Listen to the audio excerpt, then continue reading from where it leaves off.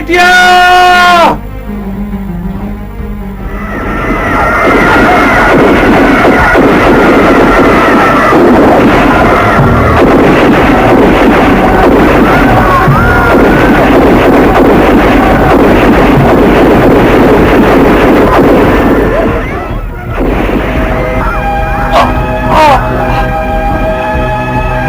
तुम पुलिस वाले हो?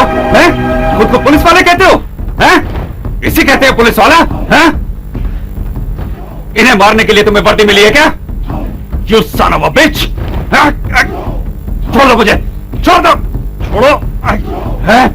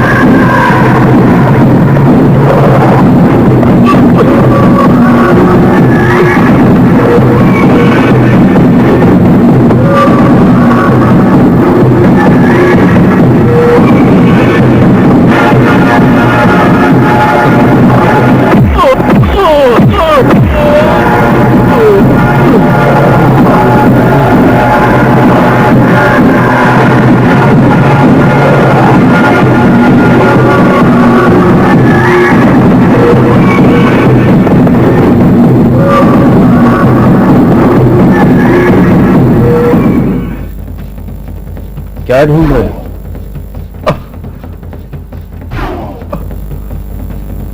अब मुझसे नहीं होगा। बहुत प्यास लगी है।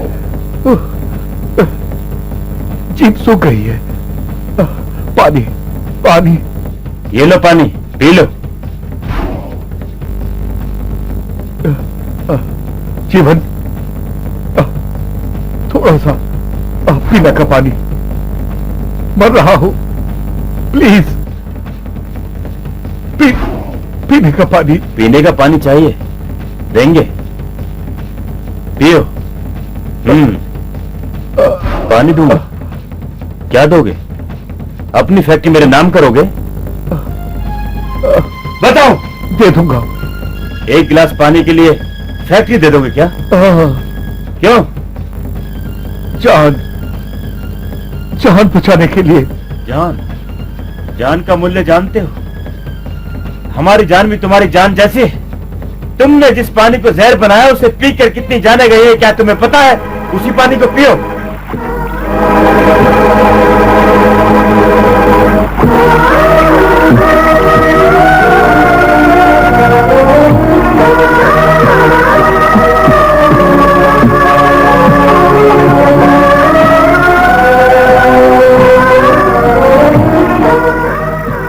पियो।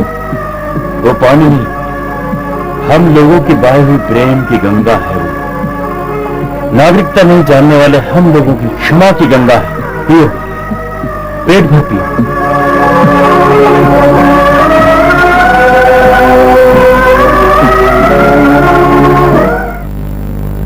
मम्मी, तुम्हें कुछ हुआ तो नहीं ना? सर, ये दुर्घटना कैसे है? क्या पुलिस को बच्चे दिखाई नहीं दिए थे क्या? इस पर न्यायिक जांच करेंगे क्या आप?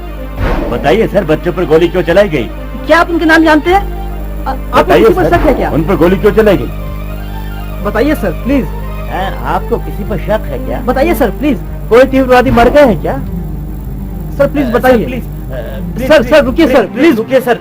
पुलिस को समाचार मिला था कि कुछ उग्रवादी स्कूल में छुपे बैठे हैं। स्कूल को घेरकर सरेंडर करने की चेतावनी दी गई थी, लेकिन उसी समय उग्रवादियों ने पुलिस पर फायरिंग शुरू कर दी और जब कोई चारा नजर नहीं आया तो पुलिस को आत्मरक्षा के लिए फायरिंग करनी पड़ी। बदकिस्मती से कुछ बच्चे मारे गए। ये सब झूठ है। It's all trash, trash. और कितने दिन ऐसी कहानियां बताएंगे सर? आपको लोगों ने इसलिए नहीं चुना है कि आप वही बातें दोहराएं जो आपके अफसर आपको रटवाएं। अपनी आंखों से देखिए, अपने दिल से महसूस कीजिए, अपने दिमाग से सोचिए और फिर कहिए कि सच क्या है और झूठ, और फिर कीजिए न्याय। हाँ, आप कहते हैं ये उग्रवादी हैं, ये उग्रवादी, ये देखिए, ये उग्रवादी हैं। मिस्टर प्रकाश, यस प्रकाश। सीनियर ऑफिसर्स के आगे कुछ नहीं बोलना, बस चुपचाप सुनना। एसपी साहब, महात्मा के प्रवचन सुने हैं, अंबेडकर की विचारधारा पढ़ी है। मैंने सिर्फ एक चीज सीखी है, सच। सच सच सुनो, सच कहो, उसके लिए लड़ो, सच के लिए मरो। ये ओहदा, ये वर्दी अगर मेरे सच बोलने में रुकावट है तो मुझे नहीं चाहिए। यस, क्या आप रोक सकते हो मुझे? मंत्री साहब, जरा मेरी बात सुनिए। ये सिर्फ बातें नहीं हैं। आंखों के सामने औलाद की लाशों को देखिए, आंसुओं को आंखों के अंदर दबाने वाली लाश जैसे लोगों के दिल की धड़कन को सुनिए। सुनिए सर, सुनिए। मिस्टर प्रकाश, तुम तीव्रवादी लगते हो। अगर बेगुनाह है तो पुलिस से क्यों भाग रहे हैं? पुलिस के खिलाफ क्यों हैं? सरकार को साथ देकर अपनी सारी परेशानियां कानूनी तौर पर सुलझा सकते हैं ना? जो जानवर के शिकार होते हैं उन्हें शक ज्यादा ही होता है। सदियों से इन लोगों को बड़े लोगों ने वंचित किया है, डराया है, धमकाया है।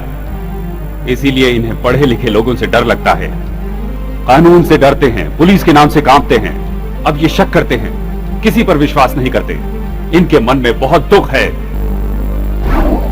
दगा दिए जाने का दुख, दगा करने वालों पर क्रोध है।